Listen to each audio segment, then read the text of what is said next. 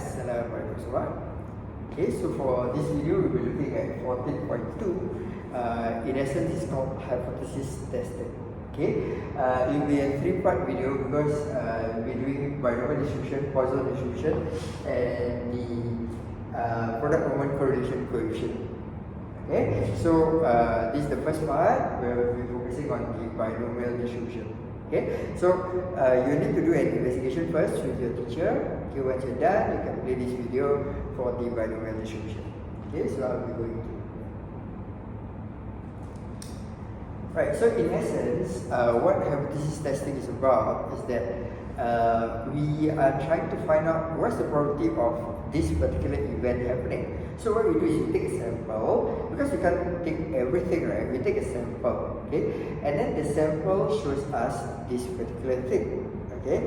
And then from there we see, oh, the probability of this happening is actually probably like 3%. Okay, so if the probability of that happening is 3%, okay, then that particular event happening by chance is too slim. That means there must be something that happened that causes it to happen.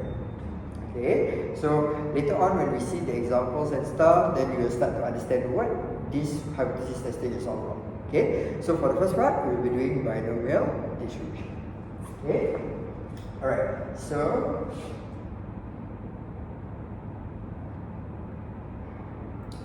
okay, so this one is very important. Every time when you do the hypothesis testing question, right, okay, you will need to follow these steps. Okay, most of the questions, right, will always guide you. Okay, but you should be familiar with the procedure so that if the question didn't guide you, you're supposed to do it on your own. Okay, that means they won't tell you step 1 do this, step 2 do that, they won't tell you. Okay, so it's better for you to know everything. Okay, right, so let's read this question first. There's this food scientist trying to determine whether a new version of cheddar cheese is regarded as tastier or more tasty than the original type. Okay, so in order to do this, he decided to carry out a test with 20 people. So he didn't test with the whole country or something like that. Okay, he tested with 20 people. Okay, so as you can see, sometimes you know when you go to shopping malls and stuff, they give you free items and they ask for opinion. Yeah, this is the kind of sampling that we are doing. Okay, so this particular scientist did it with 20 people, and they are given 2 types of cheese without knowing which is which. Okay, and then after that, this to make it unbiased. Right. Then after that, they will ask which one they prefer. Okay, then his null hypothesis. So we always have the null hypothesis and the alternative hypothesis. Okay, so the null hypothesis is that there is no preference. Okay, and then so each cheese is equally likely to be selected. Okay, so he's using this idea that if there is no preference, then you can either choose this or that, and the probability of you choosing it is equal. Okay, so it's like flipping a coin. Okay, you flip, probability of getting a head or a tail is equal. Okay, right. Then his alternative hypothesis. So now hypothesis done. Alternative hypothesis is that the new cheese is preferred. Okay, and then he decides to perform the test at 5% significance level. Okay, so this 5% significance level changes. Usually 5 is the one that we usually like to use, but sometimes some like to do at 10% significance level, so take note, or even 1% significance level. Okay, so 5 usually is the one that you will see most of the time, but please take note that it can be 10 or 1 at any moment in your exam paper. Okay, alright. So let X be the number of people in the test who prefer the new cheese. So they already define X for you. Okay, first question. If P is the proportion of people in the population who would prefer the new cheese, state the null and alternative hypothesis. So P is the proportion. Okay, so like if P is 0.5 means half of the population, okay, likes the new cheese. Okay, right. So let's do the null and alternative hypothesis. Okay, straightforward. Okay, because null is there is no preference, so P has got to be 0.5. Okay, but the alternative hypothesis is we want them to like the new cheese, right? So P must be more. That means there's more people liking the new cheese, so it has to be more than 0.5. Okay, right? The next one we also find is find the critical region for this test. Okay, so critical region means a region whereby the probability of it happening is 5% or less. Why I say 5? Because the question says 5% significance level. If the question says 10, then critical region is the region whereby the value, the probability of it happening is less than 10%.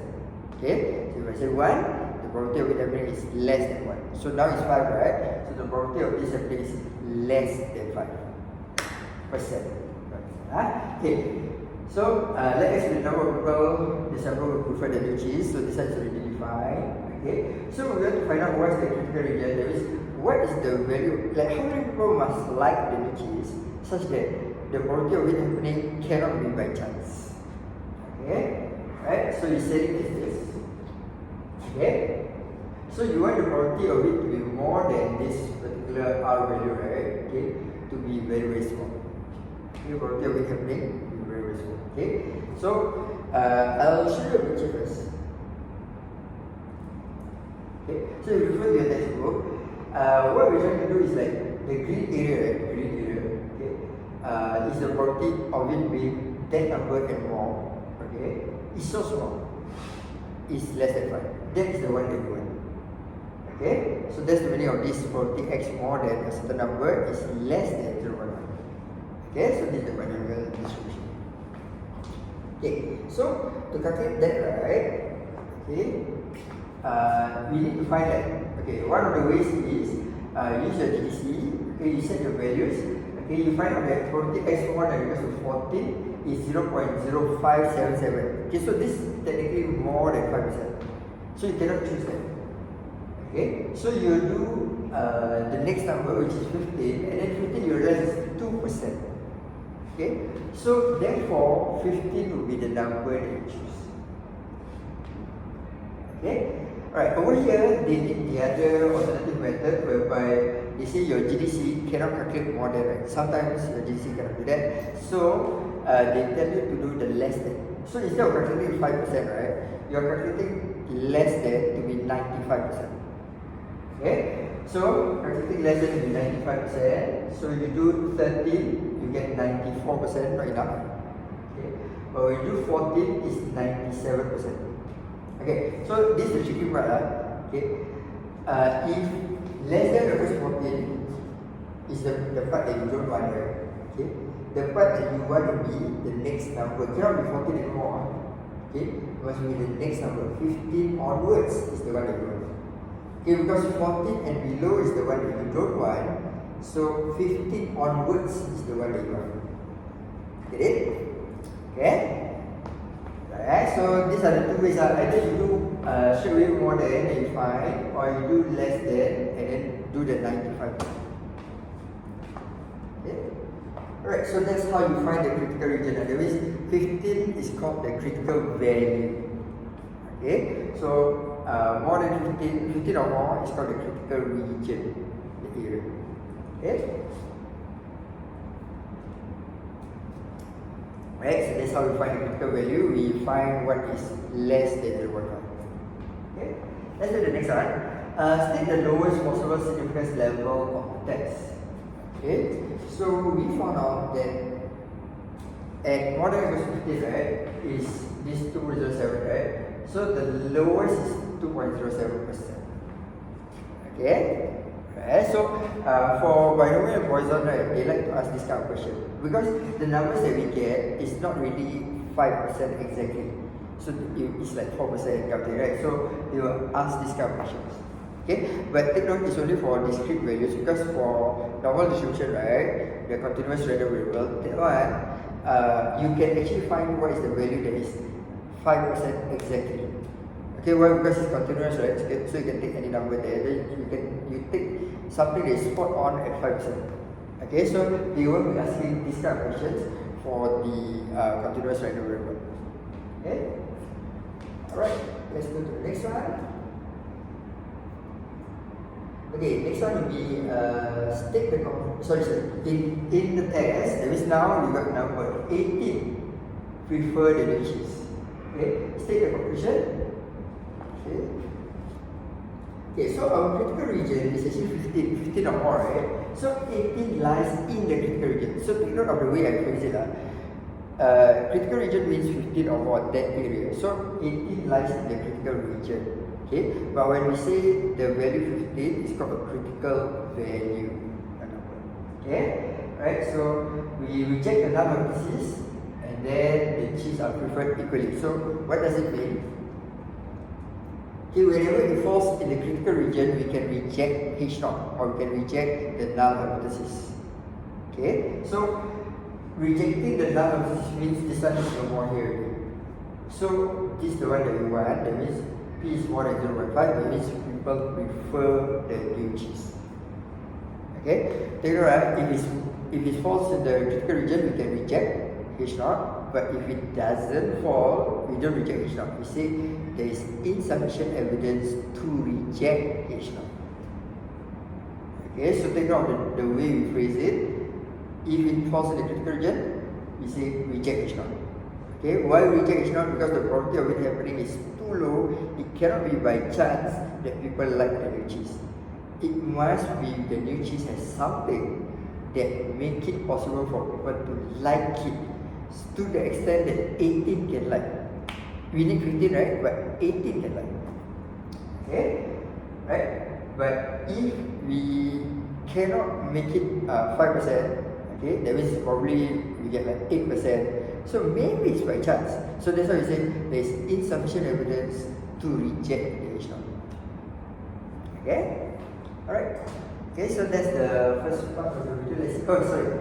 How does this confirm your answer in question 3? Okay, so question 3 is about the lowest percentage, right?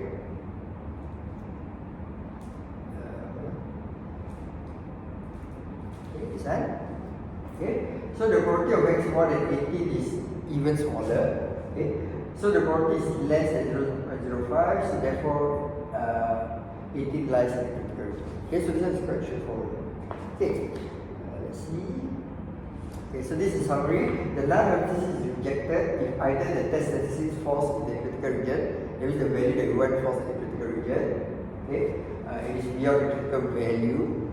Okay, or p value is less than significance level. So this is the second one.